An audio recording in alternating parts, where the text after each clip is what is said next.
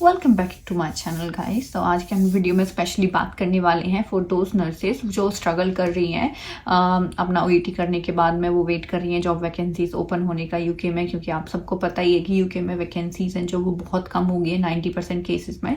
अभी इन्होंने बंद किया है रिक्रूटमेंट प्रोसेस को। क्यों किया है वो, if you want to know about that तो आप मुझे कमेंट करके बता सकते हैं। मैं एक अलग से वीडियो बना सकती हूँ, बट मैं इस वीडियो को बहुत लंबा नहीं खींचना चाहती। So let's get jump on the countries. मैं आपको 5 कंट्रीज देने वाली हूँ which is quite similar to UK in terms of living expense.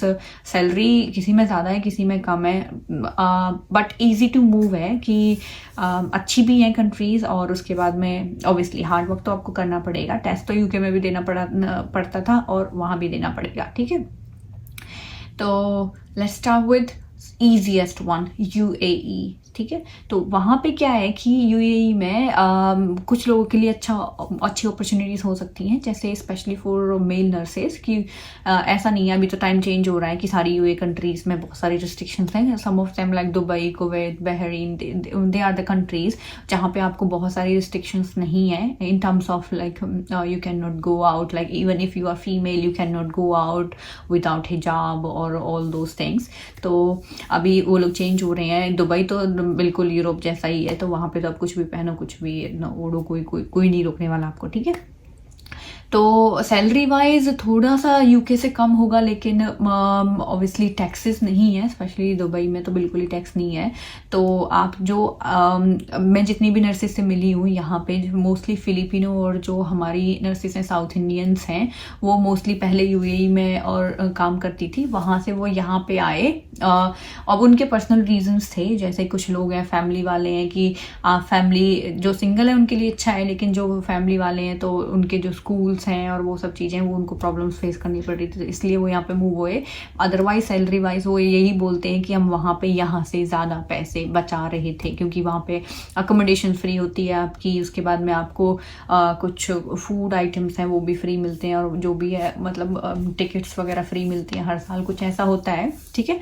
तो अगर आपको सिर्फ ये है कि मतलब पैसे अच्छे चाहिए और आप सिंगल हो, मेल हो या फिर इवन फीमेल भी हो तो भी, और आपको ये है कि अभी फाइनेंशियल क्राइसिस हो रहा है कि अभी आप ज़्यादा पैसे नहीं खर्च कर सकते, ज़्यादा वेट नहीं कर सकते, आपके पास 1-2 साल का एक्सपीरियंस है तो और उसके बाद में वहाँ के लिए कुछ बहुत ज़्यादा डिफ़िकल्ट टेस्ट भी नहीं है, ठीक है, वो ईजी सा टेस्ट है, तो आप वहाँ पे मूव कर सकते हो। And then once you become financially independent and you have enough chunk of money in your hand and then you can move to other countries, ठीक है। ये भी बहुत अच्छा ऑप्शन है। उसके बाद में आते हैं अपनी नंबर 2।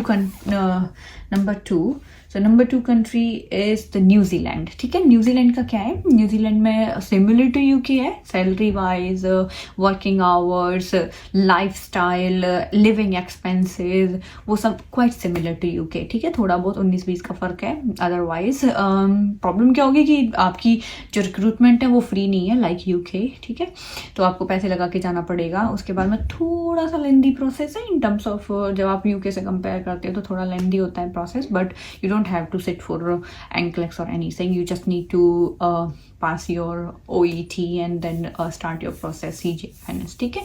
तो दूसरा ऑप्शन हो गया आपका न्यूजीलैंड, आप न्यूजीलैंड भी जा सकते हो। एंड नंबर 3 है which is also quite similar to UK is Ireland, ठीक है। आयरलैंड के लिए भी आपको जो OET चाहिए, OET आइल्स जो भी आपका चल जाएगा, सैलरी भी सिमिलर सी है, उसके बाद में working hours and culture same है, वही इंग्लिश पीपल, ठीक है, आयरिश पीपल सेम ही है, ठीक है। एंड ब्यूटी वाइज भी नेचर एंड बहुत सुंदर है, काफ़ी सुंदर, न्यूजीलैंड भी बहुत सुंदर है, ठीक है।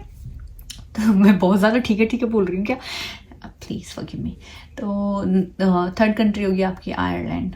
Let's move to the 4th country. 4th country is quite similar to each other, ठीक है। वो I mean these remaining 3 countries, 4th, हाँ, 2 country,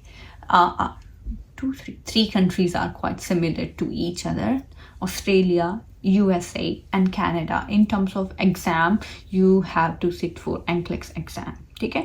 एक्सेप्शन है for Australia who are going through New Zealand pathway. New Zealand pathway क्या है उसके लिए मैं एक अलग से वीडियो बना सकती हूँ। वो सिर्फ उन लोगों के लिए वैलिड है who are already in the UK में नर्सेज हैं, they can migrate to Australia through the New Zealand pathway without sitting for NCLEX. वो different pathway. But if you are in India and you want to move to the Australia, you have to sit for NCLEX. You have to give your English exam. The good point about Australia is कि वो आपको directly PR देगा, ठीक है, आपका permanent residency मिल जाएगी. And even before going to the Australia, you will have your PR in your hand and then you will move to the Australia. ठीक है, ये बहुत अच्छा पॉइंट है ऑस्ट्रेलिया के बारे में. ऑब्वियसली प्रोसेस लेंथी है, you have to sit for NCLEX, you have to wait for all the paperwork. Let's move to the next country, USA and Canada. They are also quite similar to Australia. You have to sit for NCLEX. You have to go through all the process, verification process for your document. और जो eligibility criterias हैं वो differ कर सकता है from state to state. USA के states हर state का अलग अलग criteria है. But the only thing is you need some of the experience like an year or half an year, like that. Yeah, 6 months, 1 year. And you have to have a valid nursing qualification and you have to sit for NCLEX exam.